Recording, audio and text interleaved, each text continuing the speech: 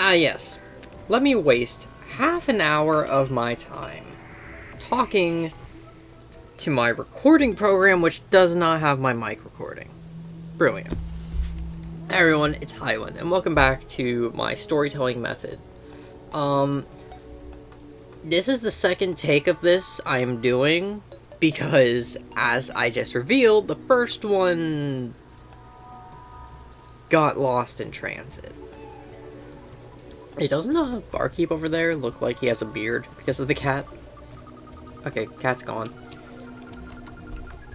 Today's video is going to be about themes, and as far as stuff to sort of fill the time with, I fucking got nothing, I'm gonna be honest.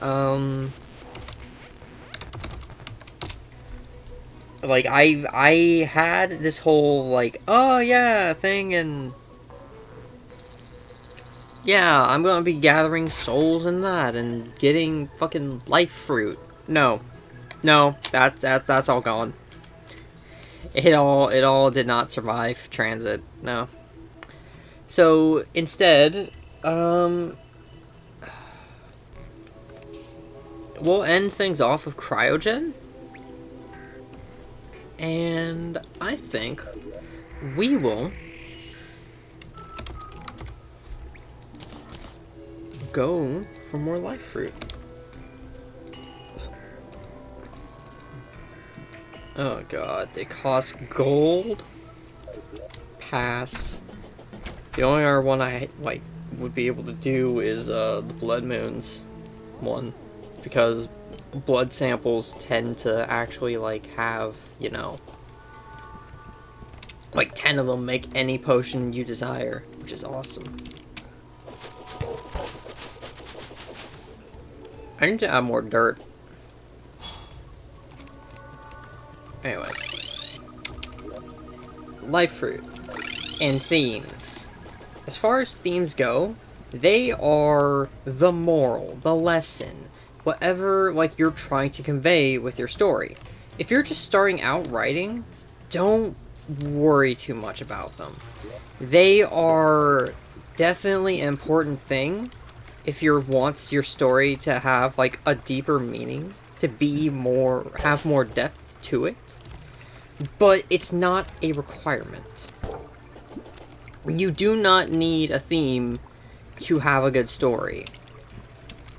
It's just there to help, like, be a additional thing, to add a new layer to it. But as far as things like, what is that? Jungle? Oh, it's a toxic sludge. Interesting. I need to switch weapons. Okay. But as far as themes go, it just depends on what you're trying to convey. I have two examples for today's sort of little TED Talk here, and that would be the Incredible series and Cyberpunk Edge Runners, since Phantom Liberty's got me by the fucking balls right now. I can't help it. I haven't completed Cyberpunk before, and with all the changes and it being a more complete experience or whatever. Okay, there's a life fruit over this way. With it being a quote-unquote more complete experience, like, I might as well see if I can try and, like, get my way through the story. Like, I've gotten close, I think. Like, I've finished talking to Hanako and done a couple other angles, I believe. But I've never gotten, like, there. But as far as for themes goes, The Incredibles is an excellent example. The first movie was very well received, and the second was considered fucking hot garbage. Like, I Am Not Starfire. Or Velma. But as far as themes go, it also does have some.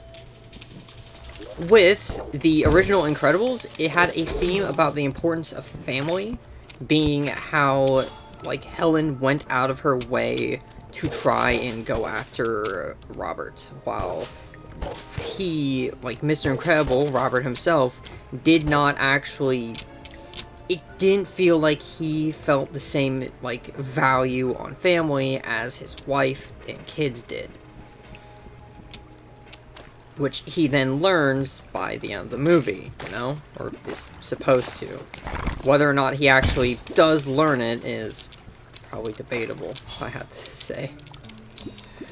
But it's a Disney movie. He does. He does. Okay?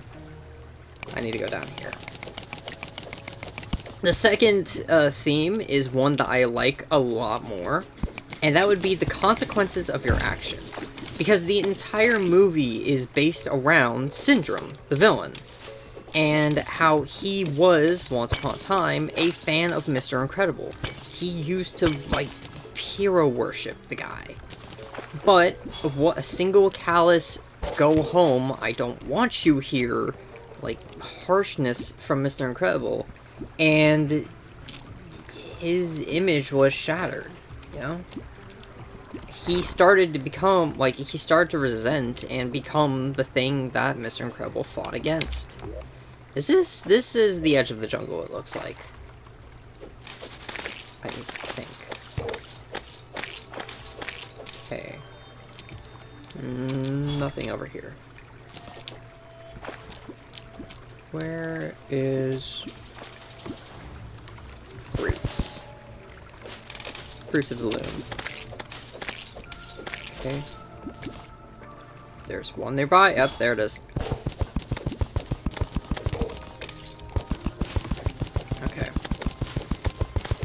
Yeah, so, like, I love the consequences of your actions theme more than the family one, because it resonates a lot more to me, and seems a lot more compelling. But, yeah, a lot of The Incredibles is based around the idea of a superhero family, so ideas of family are just naturally going to be there.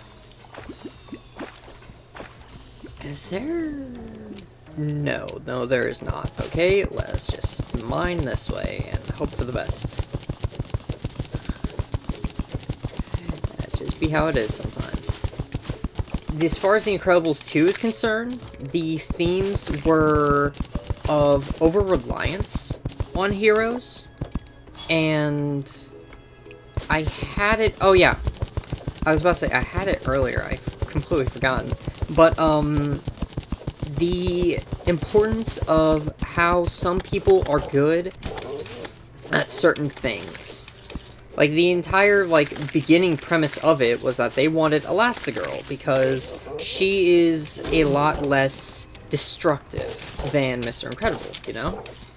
So, and he's broken up about it, so he's like, okay, well, you know what, I can do this, like, parenting thing, and immediately gets shown what's good, which is hilarious to me. Like, man does not realize how hard it is to be a parent. I'm not a parent, and I can figure, yeah, no, I don't want to deal with this.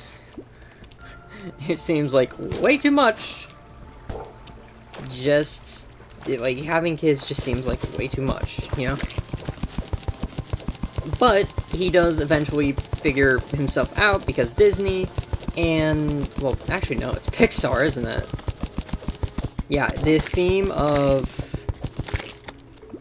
like, that as a theme is, it's there, and I can understand, like, it's probably my more preferred of the two themes of that movie, I think. The importance of, like, some people are good at some things. That silt is floating, and I am not going to question it, because I would have had my head caved in if it didn't decide to just break physics entirely. Okay, there's the fruit.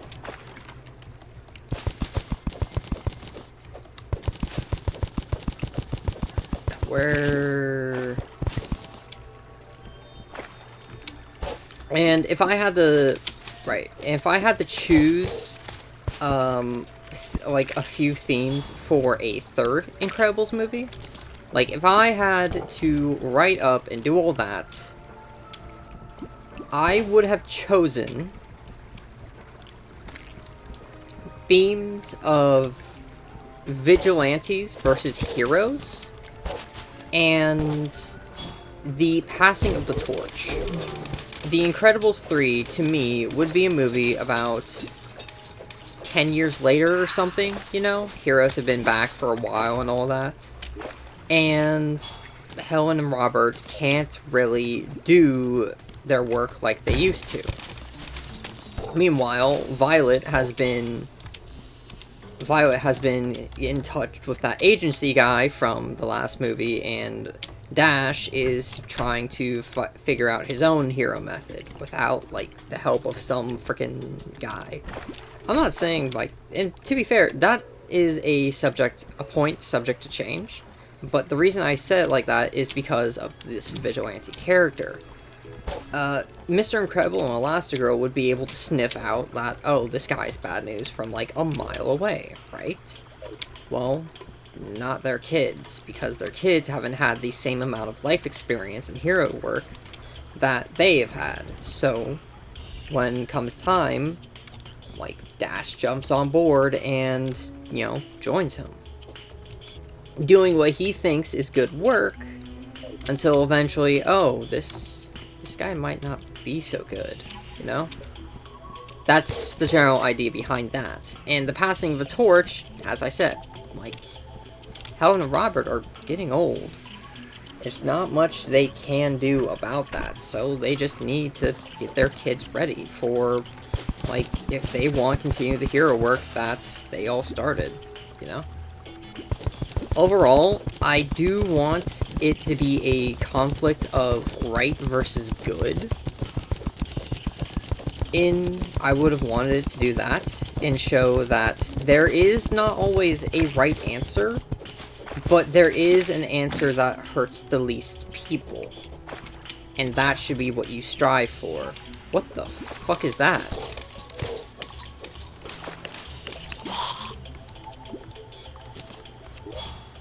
Okay then.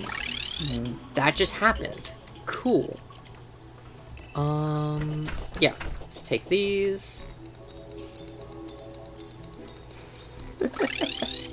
Just watching that slightly go up, that's awesome.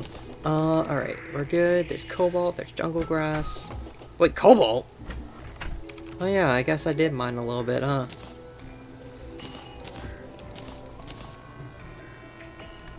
I was after something else just now, wasn't it? Right, rain!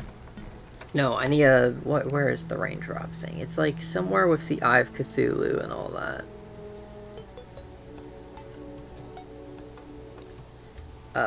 Consumables? Is there a consumables tab? Oh, there it is. Torrential tier.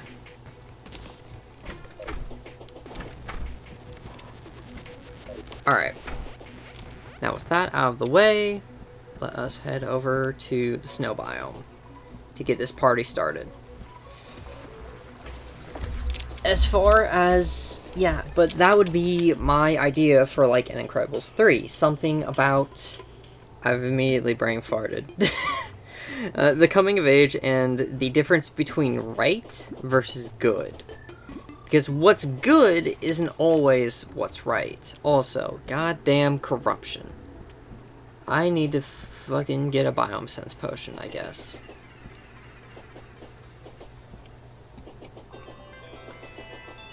As far as edge runners goes, I kind of realized in my initial recording, it has two conflicting themes. Also, let's get this Cryogen fight going, shall we? Oh, that fucking music, though.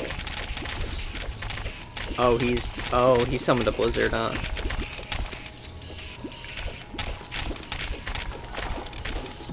Delightful. Alright, so...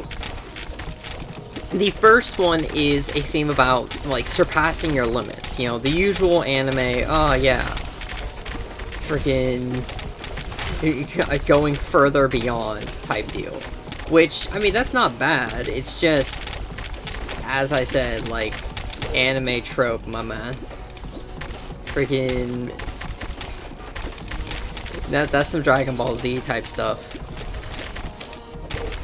But the second theme, I would say, would be sometimes it's just not enough.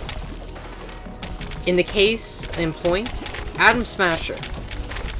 Man wiped their entire team for that operation in a matter of like 3 minutes, probably.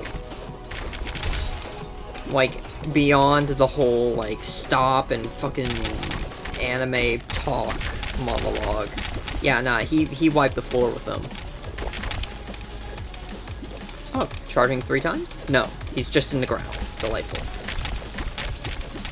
Like, it took everything they had just to get one of their team out so that she could live on. That was it. Everyone else, they killed it, which is hilarious. I do quite like wait, no, not Kill a Kame got killed. Yeah, fucking, I do like that one a lot, and I am very fond of the fact that no one fucking lives. No one does. It's a story without a happy ending, and as someone whose entire, like, basis for what kind of stories I like to do is Dark Souls, anything by Deep Sea Prisoner, and, you know, just darker storytelling. Yeah, no, that hit with me. I do quite like that.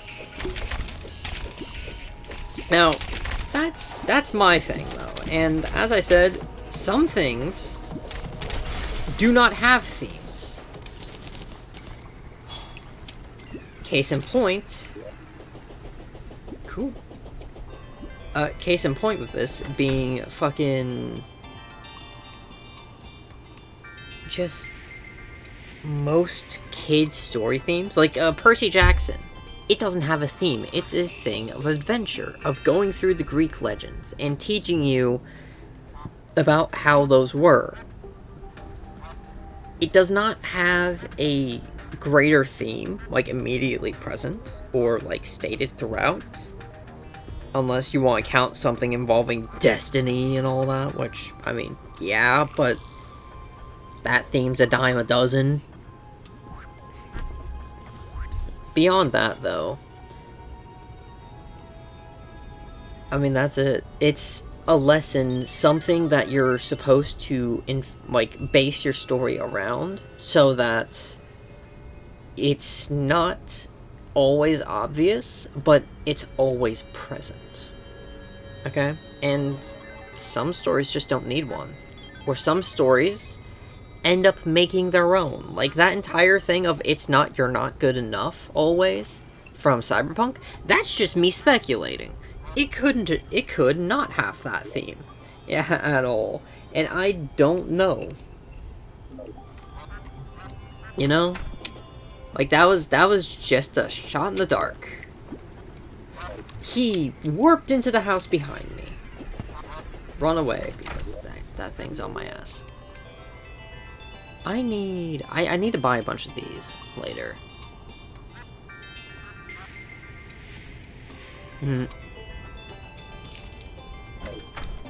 Yeah, though, as I said, that's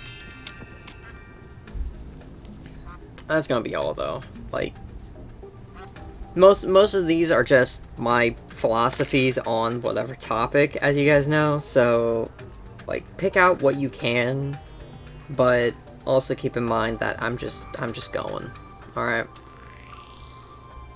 I will see you guys next time. Next time we do this will be in November, because October is spooky month and I need to do spooky uploads. So I will see you guys next time, okay? Take care.